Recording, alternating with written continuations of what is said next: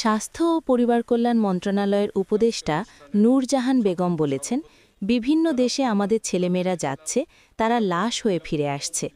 আমার সন্তান কেন আমার কাছে থাকবে না? আমরা আমাদের সন্তানদের নিজের কাছে রাখতে চাই। তাদেরকে এই দেশে রাখতে হলে একটি সুন্দর দেশ তাদেরকে উপহার দিতে হবে। আমরা এখন খাদের কিনারায় চলে আসছি। একটু ধাক্কা লাগলেই আমরা অতলে তলিয়ে যাব। সোমবার ১৯ জানুয়ারি সিরাজগঞ্জের জেলা প্রশাসক কার্যালয় চত্বরে আয়োজিত গণভোটের প্রচার ও ভোটার উদ্বুদ্ধকরণ কর্মসূচি অনুষ্ঠানে প্রধান অতিথির বক্তব্যে তিনি একথা বলেন। তিনি আরও বলেন, আপনারা যদি অন্য কোনো ভোটের জন্য প্রার্থী হতেন তাহলে ওই এলাকার যত পরিচিত মানুষ আছে সবার কাছে ভোট চাইতেন। তেমনি রাষ্ট্রের জন্য হ্যাঁ ভোট দিতে সবার কাছে আমাদের যেতে হবে, সবাইকে বুঝাতে হবে। হ্যাঁতে ভোট প্রদানের জন্য যত ধরনের পদ্ধতি আছে সকল পদ্ধতি খাটাতে হবে। আসলে সময়টাই আমাদেরকে এরকম হতে বাধ্য করছে।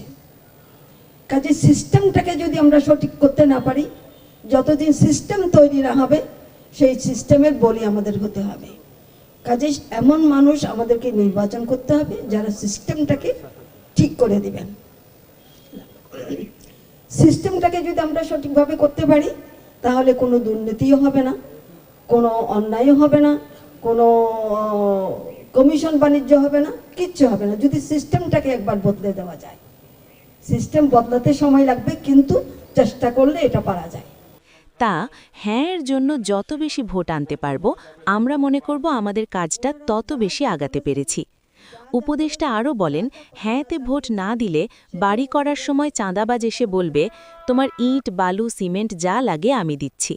গাড়ি নিয়ে গেলেও চাঁদা দিতে হবে। চাঁদা দিতে আপনি বাধ্য থাকবেন। বিচার ব্যবস্থা তো নাই আমাদের দেশে। CTC news, Sirajganj.